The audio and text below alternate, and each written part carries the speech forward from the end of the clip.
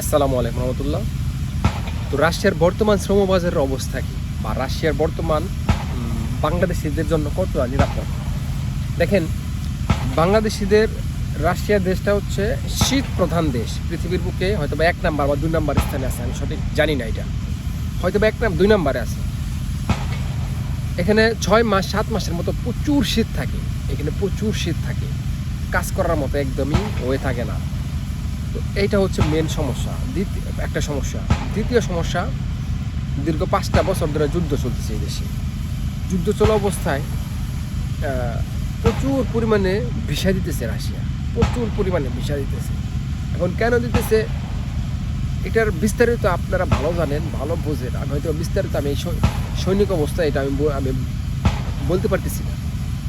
তো বাংলাদেশের যারা আছেন তারা কেন, গরিব মানুষ যারা সাধারণ মানুষ আছেন, তাদের কেন রাশিয়াতে আসা উচিত না? এই যুদ্ধকালীন সময়ে কেন আসা উচিত না? তার মেন কারণ হচ্ছে বাংলাদেশের একটা ভিসার দাম হচ্ছে মাত্র 1,65,000 টাকা সরকারিভাবে, কিন্তু সেইখানে খরচ হইতেছে প্রায় 7 থেকে 8 লক্ষ টাকা। তো 7 থেকে 8 লক্ষ টাকা খরচ করে আপনি 7 মাস শীত প্রধান একটা দেশে, যেখানে -30 থেকে 35 40 পর্যন্ত 45 পর্যন্ত চলে যায়, সেই জায়গায় কাজ করা আপনার জন্য ডিফিকাল্ট হয়ে যাবে। তো আপনি যখন ডিফিকাল্ট হয়ে যাবে, কাজ করতে পারবেন না, কোম্পানি আপনারা বের করে দিবে। আর রাশিয়ার একটা সমস্যা হলো, ছোটো ছোটো কোম্পানিগুলো বেতন ঠিক মতো দেয় না। লোকাল যে কোম্পানিগুলো আছে সেগুলো বেতন ঠিক মতো দেয় না। আপনি ধরেন বইলে আনে $700-800 বেতন দেয় মাত্র 30,000 20,000 25,000 রুবল, 25,000 20,000 রুবল। এখন 8 লক্ষ 9 লক্ষ টাকা খরচ করে 35,000 টাকা বেতন আপনি চাকরি করতেছেন, আবার 3 মাস একটানা বেতন দেয় না। মানে নানান যায় ঝামেলা, এবং কি মনে করেন সব কিছু মিলে জিলে আপনি রাশিয়ান আর্মিতে আসতে বাধ্য হইবে।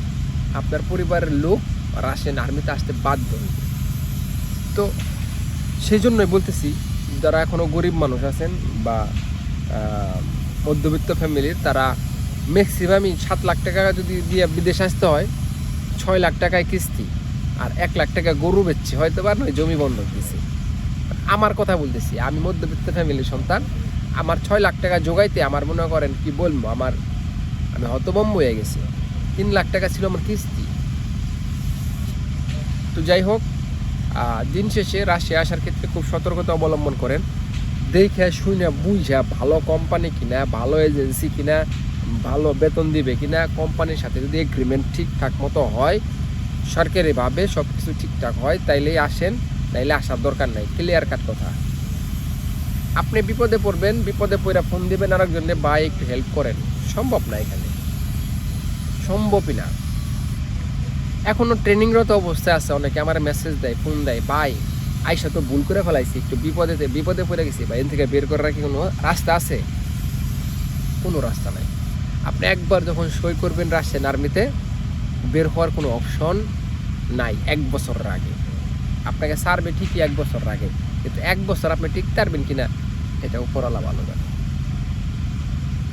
তো যাই হোক, ভালো থাকবেন, সুস্থ থাকবেন। রাশিয়া আসার ক্ষেত্রে আবারও বলতেছি, সতর্কতা অবলম্বন করেন, তাইলে হয়তোবা পরিবারও ভালো থাকবে, আপনিও ভালো থাকবেন, সবাই ভালো থাকবে। আয়সা চোখের পানি ফেলতে হবে না আমার মতো। ভালো থাকবেন। আসসালামু আলাইকুম।